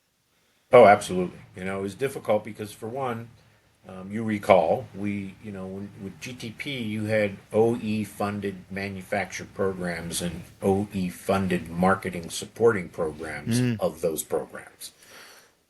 WSC kind of went back to IMSA's roots of the little guy can win races, all right? And it didn't have that OE thing. So to your world, TV was a different game. It was never really intending to be in the TV business, but sort of had to near the end. Sometimes successfully economically, sometimes not. Yeah. And that got harder to do because, when we replaced R.J. Reynolds with Exxon, which was a wonderful, consumer brand product, just like Camel cigarettes, but one that everybody had to use. Right. But at the time, they didn't have a TV ad for Right. anything. They'd never been in the public marketing of their product. They actually made more money selling base gasoline to every other brand, who then put their magic dust in it and called it Texaco or something else, But gasoline's gasoline. So, but they were a good sponsor. They were good people, very helpful, but they just didn't have a lot of the tools that R.J. Reynolds had. And so the difficulty of marketing the events locally fell more on the racetracks, who had just had, 20 years of R.J. Reynolds marketing support, which was unprecedented, okay? So they were kind of a little lost. Everybody was a little lost. So there was a downturn on that side of it. But the quality of entertainment on the racetrack was just as good, if not better at times, because the cars were a little slower, all right? They weren't as fast, but they raced together really well. We did well with that formula. And like I said, it evolved into what became ACO LNP1. Right. Right. We're pretty, all of that happening while in the background there was no money, there was no marketing support. We had Mike Euling, we had one guy trying to do everything, and there just wasn't enough bandwidth to do what was once done. I mean, Reynolds would show up at the racetrack with 6 to 8 people, all right? Exxon had 2. Yeah. I'm not being critical. It's just they didn't have a marketing department that did that stuff. That's a reality. They got there. Yeah, that's not a criticism. That's a reality. I mean, people talk to me about, what was it like back in the 80s, and there were times when R.J. Reynolds they didn't have a budget. It was Earl Fannin, God bless him. How much money do you need this week? Just give me the whole briefcase, and exactly. And he would use it to market the races and do PR and everything else. So that's not a criticism. That's a reality. That's just that's the way it was. That's just business. I mean, unfortunately, regardless of what people think today, and this could be controversial, but if it wasn't for tobacco companies worldwide, whether it was Marlboro, Reynolds, Rothman's, Mild 7 in Japan, they pushed motorsports way out in front of a lot of other stuff because it was a good match for their product at that time. Not only was it a good match, as you said earlier, for the manufacturers, it was a playground they could control. They could do whatever they wanted. They had the red carpet was open to them, and that's and motorsports has never found that replacement. No, and too bad we couldn't have tapped into the pharmaceutical market, because those people spend money like water. Yeah, there's a huge market budgets there, but I'm not sure the product itself. No, it isn't. No, It's not the right product. It's not. It's not. Well, the last three chapters of the book are part of a part that kind of hurts my heart a little bit when we go through it, because it's in 95 and 96 there was the IndyCar split, and unfortunately I don't think IndyCar's fully recovered from that split. You may disagree with me on that. They've made great inroads the last couple of years, but they suffered. And sports car racing kind of went through its own split, and everybody thinks the split happened with the ALMS and Grand Am, but that's not true. The divide had begun a couple of years earlier, and correct me if I'm wrong, argue with me here, but I put a lot of it at the feet of Andy Evans. Oh, absolutely. Yeah, Andy Evans tipped the world upside down in very short order. Didn't pay anybody any prize money for a year, stuff like that. Hey, I was producing the race at Sebring when he tried to change the pit rules in the middle of the race because his team had screwed up the pit stop. Yeah, but that's the one they won, and Dyson was gentlemanly enough to not complain. Well, but Dyson should have won that race. But anyway, yeah. That's all. Anyway, too. But I think we the digress. Split started because he had visions of it being something that it wasn't. IMSA wasn't what he thought it could be in the time frame he expected it to be. So within a year, he was pretty much done. That's the way that went. It came one step further when Ray Smith and Mike Gouet and the people that acquired what was then a liability stock from Andy Evans, because he owed people money everywhere, to a holding company, and enabled them to buy it back eventually through different means, which I won't get into details in the book, which eventually led to Panos showing up in 98 wanting to run the Petit Le Mans, which was the first combined sort of IMSA and ACO type event. And then in 99, it pretty much became American Le Mans. So that period is very difficult, because while all that was going on, the folks down here in Daytona who held and still hold a completely different philosophy than what the ACO and ALMS was at that time, were already planning in 1998. We're going to end up doing our own thing because USRRC via the SCCA is not doing what we want to have done. So all this is going on at the same time, and this is where teams would run Daytona under one set of rules, and then go to Sebring 3 weeks later and have to completely do the car differently to run to those rules. And then when the ACO got involved in 99 and brought in, bigger engines and diffuser prototypes, they pretty much immediately obsoleted everything that existed in the United States technically, which was like the barn doors opened for Grand Am, because they all came to us in 2000 because they were not going to run an ALMS because they didn't stand a chance. Right. Back in Daytona, the little guy had to be given the opportunity to do well. And that's how Grand Am started to eventually create. And to your point about maybe the mid-'80s didn't give it all the justice that WSC should have had, the same was with Grand Am, because, again, the racing, fantastic. Probably the best sports car racing ever was in Grand Am Daytona prototypes. Were they fast? Fast enough, but they weren't earth-shattering. And they had very little OE marketing to it. But that's where it began, through the engine programs with Lexus and Toyota and BMW and Ford and Chevy and Pontiac. And so that started the process that ultimately today, the GTP car of today, is a Daytona prototype about version 6. We did 3 with the tube frame cars. Then we did DPI, which was the first carbon car. So that would be 4. So this is actually Daytona prototype V5, because it's the same principle. Standard chassis, maybe a little more choices, but standard chassis, 4 chassis. Yeah. Pick your engine. Here's how you can run the engine, any kind of engine. So the concept is carried through since 2003, really, when the first DP cars were made. Yeah. So yeah. But yeah, the end of the end of the 90s was very tumultuous, because there was so many things going wrong poorly at the same time. It was pretty hard to see where it was all going to end up. But it ended up in 2000 with ALMS on one side and Grand Am on the other side. Yeah, yeah. And at opposite ends of the scale, technically. I look forward to book 3 because you and I are going to have some fun discussions during that. Well, the problem with book 3 is I had a method of which doing book 1 and book 2 worked. Book 3's awkward because you essentially have 2 different things which represent IMSA. Yeah. IMSA's management came to Daytona. IMSA's race staff went to ALMS. So the management in Daytona rebuilt the race staff with new and different people. And eventually it came back together again for many reasons. That's how I was going to wrap this part of the interview up, is that in reality, we have come full circle because in the late 70s, when GTP when it was starting to cogitate, Berthaud from the ACO spent the summer riding in the bus with John Bishop. And we go through all of these machinations and changes, and now we're back in 2013.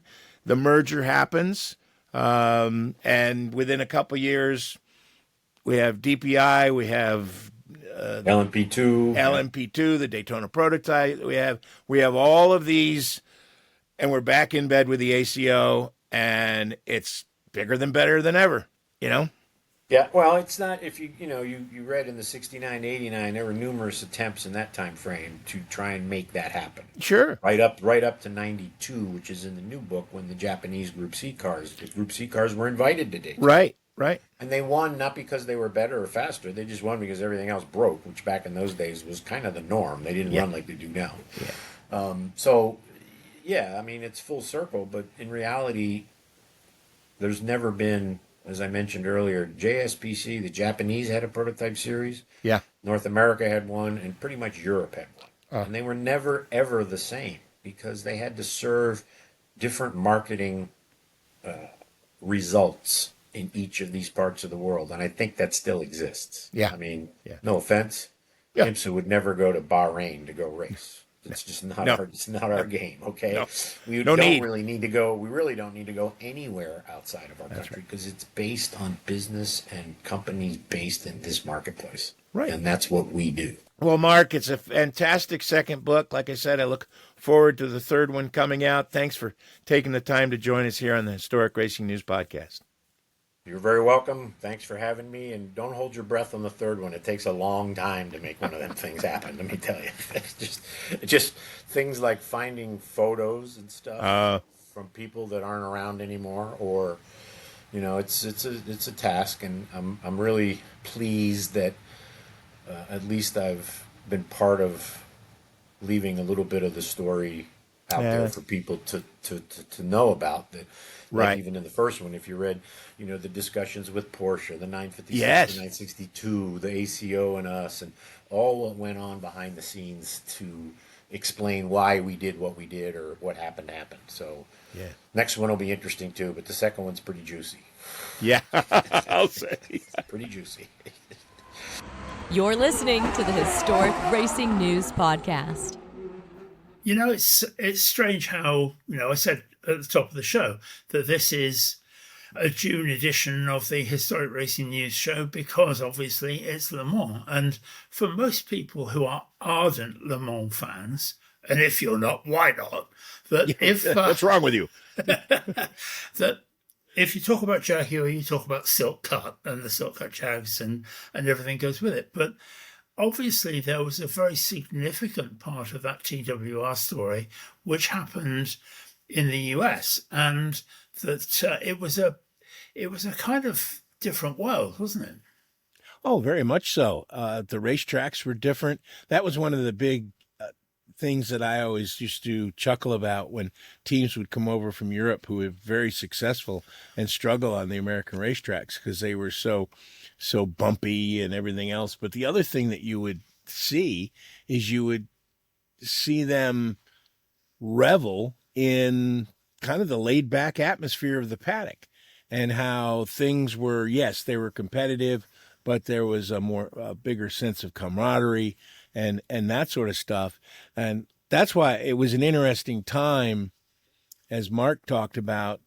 The latest part of the 90s decade was so tumultuous, and with all the ups and downs and all the ownership changes, and some criminality and some skirting the edge of what was legal and what wasn't with regard to finances and stuff.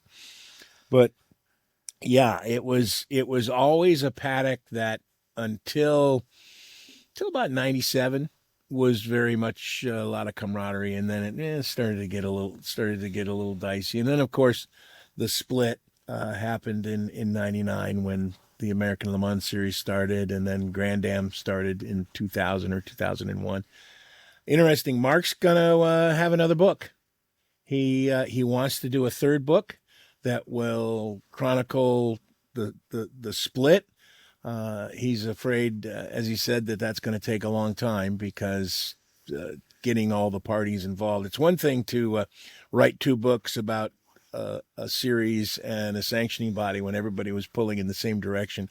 It's a whole different kettle of fish when you're going to try and write about both sides of a dispute, as it were. Yes, and I don't think... Or agreeing to disagree, as the case may have been. Yes, however you want to put it. I don't think I'm going to fall out with our lawyers when I say that there was a time when IMSA was jokingly known as the International Marijuana Smugglers Association. And well, yes, that is true, but that is also a different time.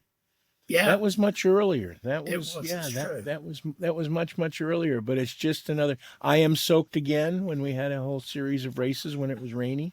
There were all kinds of great acronyms for IMSA. But yes, the Smugglers Association and then borderline fraud.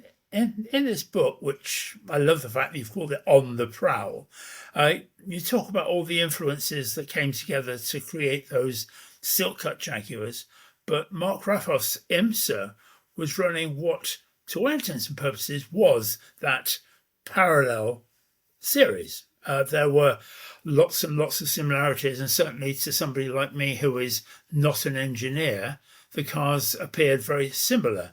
But there were some significant differences between those two series, weren't there?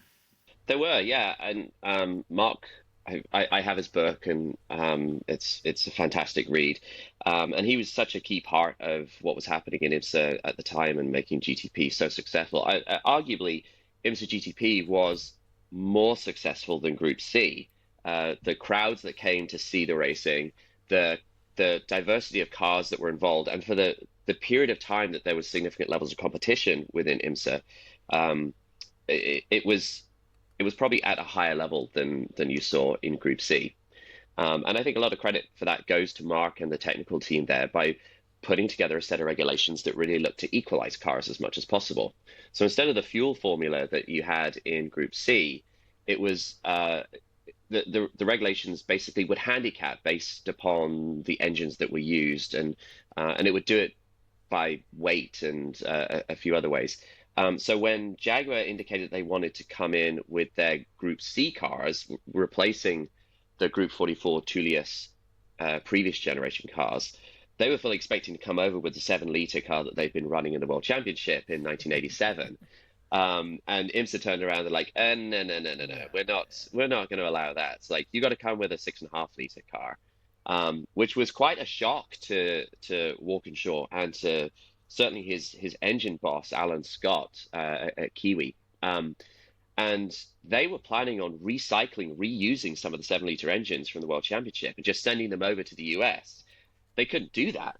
Now Alan and his team had to build a whole batch of fresh engines on top of preparing all of the engines for the World Championship as well. So it was suddenly a much bigger ask for that part of the Walkinshaw organization. The other interesting thing that I took away from our chat with Mark was how fast the GTP cars were. As you heard him there in the interview talk about how at almost all the racetracks except Lime Rock and some of the smaller places, there were spots where they were over 200 miles an hour. Yeah, there certainly were. And as that series developed and you got into kind of the later evolutions of the cars, and the Jaguar XJR 14 came over, and Nissan had developed their car, and Toyota had the Mark III. the levels of downforce that were in play were absolutely extraordinary and contributed to wheel failures and significant accidents. There was a race at Road Atlanta. I think Nissan wrote off 3 chassis Yes, they did. in one race, and put Jeff Brabham in the hospital.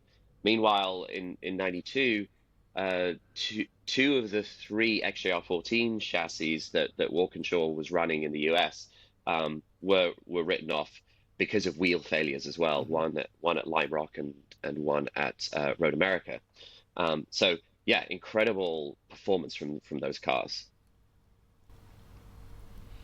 It's a fascinating thing, you know. We talk about this now. My perception of Tom Walkinshaw, and this might be completely wrong, is he was never a man to miss a possible earner, if that phrase translates and goes across the Atlantic. You know, he was quite switched on the money side of this. So why did they never go down the road that Porsche did of selling the cars to privateer teams, building more cars, selling the cars? I know we had the cars that ran in the Japan series with Suntech, and I think even once JVC on them. But yeah, they must have thought about that at some point. I actually don't know the answer to that, but I have my suspicions. I think part of it is that the Porsches, the 956s, and after that the 962s, I think they were a lot easier to build. Because they had those aluminum tubs, and later on there were third parties that would create chassis specifically for the 962. So it became more of a kind of a modular proposition.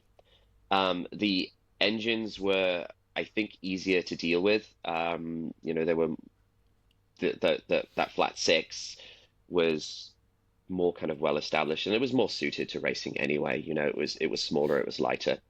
The other thing is, I don't think Walkinshaw had the capacity and the resources to actually build multiple cars in that Kidlington facility that they had. And then the final thing is, I don't think Walkinshaw wanted to race against his own cars. I think he wanted to dominate. He was as much as he was focused on money, he was focused on winning.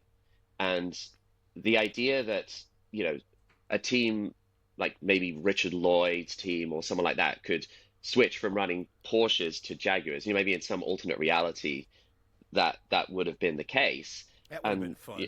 That would have been fun, absolutely. And to see that, you could easily see situations in which the factory, you know, Walkinshaw's factory Jaguar team may be tripped up, and, you know, a Richard Lloyd run XJR 8, XJR 9 could take a win. That would have really annoyed Walkinshaw, I'm sure. Yeah, I can see that, knowing how competitive he was, even back in the days when, you know, let's not forget, he was a fair driver himself. He was.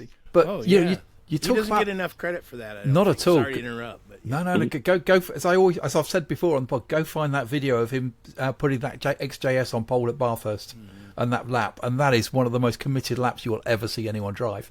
But also, you know, you talked about the competitiveness of Walkinshaw.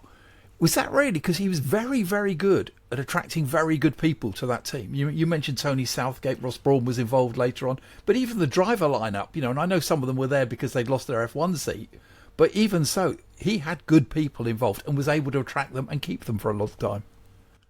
Yeah, absolutely. And that's what I heard from a lot of the mechanics and team members that I talked to, and the drivers as well, is that one of Walkinshaw's particular skills, beyond the business side, beyond his driving abilities, was this ability to attract the best people.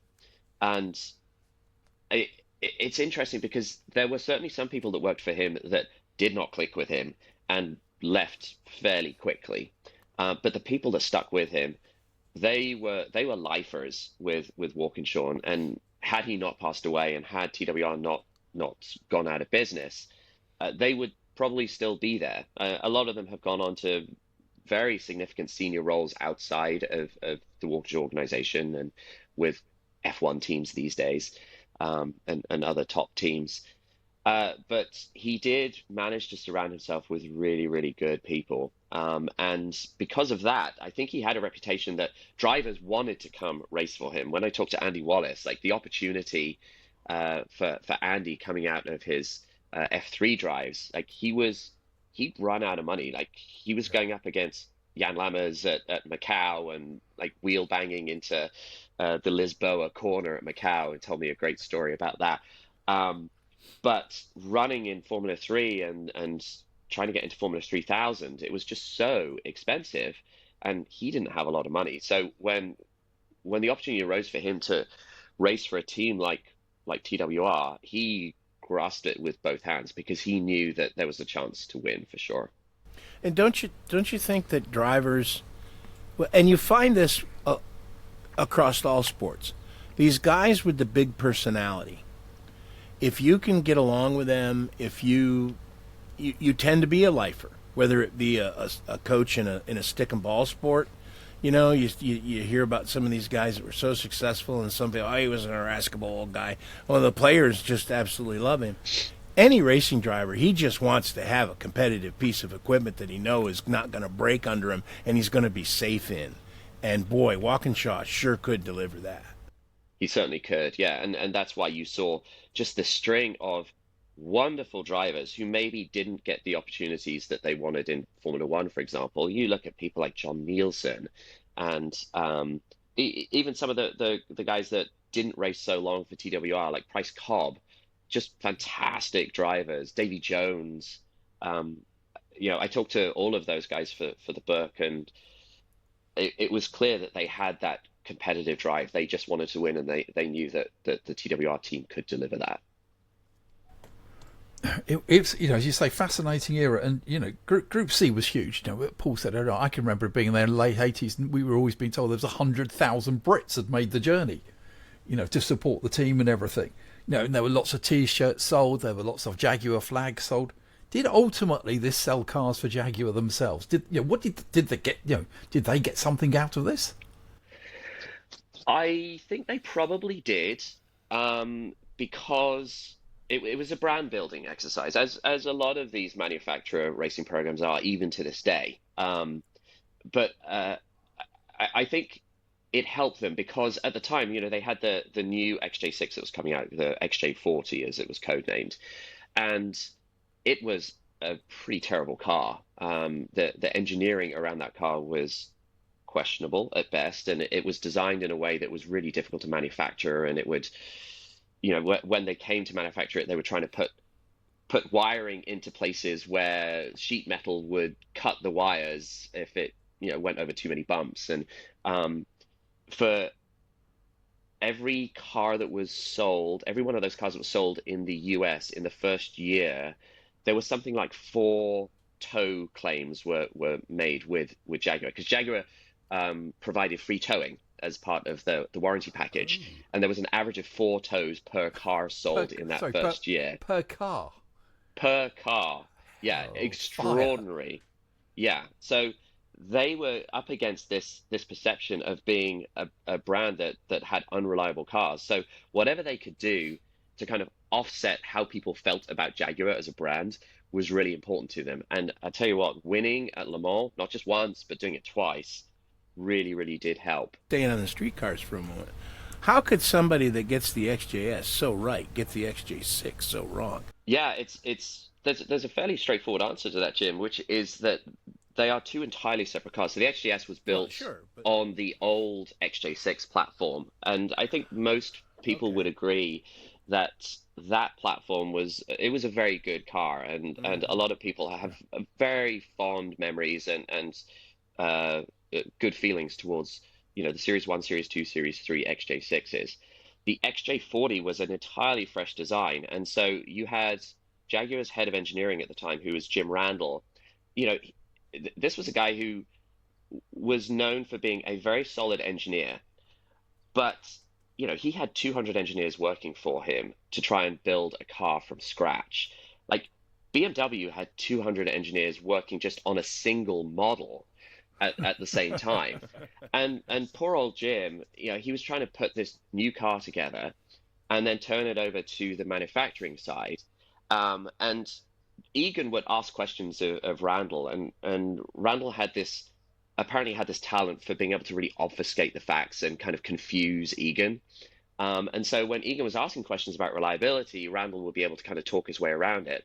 But there was this incredible war between the engineering side at Jaguar and the manufacturing side, which was led by a guy named Mike Beasley. Beasley and Randall, they were not friends, not even remotely friends. And Beasley was like, "You've given me this car to build, and I just cannot build it in a way that's reliable." So there was a lot of stuff going on internally there, and I think Egan has to take some accountability for not reining in that kind of internal war that was happening at the time. So almost going racing is a way of, let's not talk about that. Let's talk about this. Absolutely. Yeah. Shiny thing. Shiny thing. Yeah. Absolutely. Yeah. So you can see now why, and especially if you got reliability issues. But yes, I can win a 24-hour race twice. Then that really is marketing-wise where you are going to be hanging your hat for the next few years, isn't it? Yeah, and these were production-based V12 engines. This was essentially the same. I mean, it was the same block as what you would find in the XJ12, which was the 12-cylinder version of the XJ40. The heads were very, very different and had been machined by third parties. But Jaguar could legitimately say that these Le Mans winning cars were driven by production Jaguar engines, and that tells it a reliability story of its own. Now, this leads me on to another factor, another question, which is the 2 Le Mans victories for a design which, let's face it, started as the XJR14. Now, do you think that TWR gets as much credit as they should do for those victories? They helped put together those, what they call them, TWR Porsche WSC 95, I think. Yeah, that's what it was. Yep. It was basically a tub from one of the XJR14s, and then they manufactured a second tub because there were 2 of those cars. But the first one of those cars formed the basis of this open-top world sports car that initially was supposed to run at Daytona, and then there were Ferrari with their 333 SPs that were running at the time were very unhappy about Porsche coming in with a turbocharged car, because Ferrari had been told there would be no turbos in IMSA. And this until there were, yes. Right, exactly. And this ties right back in with Mark Raffauf and what he was overseeing during that period of time as well. And so the cars ended up sitting for a year or more, and ultimately Reinhold Jost was like, "Hey, I heard about these cars. Do you think I could grab one for use at Le Mans?" And in 1996, Porsche were like, "Yeah, you can use it." And Jost was like, "By the way, if I win, can I have it?" And Porsche said, "Sure, that's fine. Just go ahead. We're focused on our GT1 program with the 911 GT1 that was starting in 1996." But yeah, Jost went on to win in 96, and then did it again in 97 with the exact same car, the exact same chassis. Well, Neil, this is an absolutely outstanding effort. Thanks for taking the time to join us. This has been a treat for me to talk to a fellow GTP file. Thank you very much for taking the time. Any thoughts on who's going to win Le Mans this year? Well, so I'm going, so I'm very excited about that. I'm going to make the trip from California out to France, and it's such a deep field. Ferrari have just been dominating the championship so far, and they've won the last 2 races, so it's kind of hard to look past them. However, Cadillac, they've been kind of quiet. They've been quietly improving, and now that they're being run by the Joda organization. And there's 2 additional Cadillacs coming. There's Wayne Taylor is bringing one, and Action Express are bringing one as well. Depth in numbers. There's 3 Ferraris. There's 4 Cadillacs. There's 4 Porsches as well. Gosh, it's such a wide open race this year. It's going to be fantastic. I can't wait.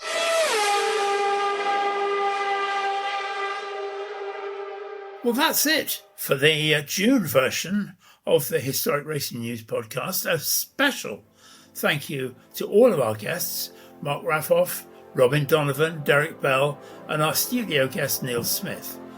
I'm indebted to Paul Jurd and, of course, to Jim Roller, the man who produces the show. But don't forget, there are 3 other shows about Le Mans during race week. They will appear from time to time on Radio Le Mans, at the circuit and around the world, but you can also Download them from wherever you get your podcasts. Just search for Historic Racing News. Have a look also at our YouTube channel called HRN Chronicles, and why not join the million other historic race fans who are part of the Historic Racing News Facebook page. However we meet again, we hope to catch up with you again soon, but in the meantime, my name is still Paul Tarsey, and as always, if you have been, thank you very much for listening. The proceeding was a copyrighted presentation of Historic Racing News in association with White Squirrel Studios. Any rebroadcast, reproduction, or usage without the expressed written permission of Historic Racing News is strictly prohibited.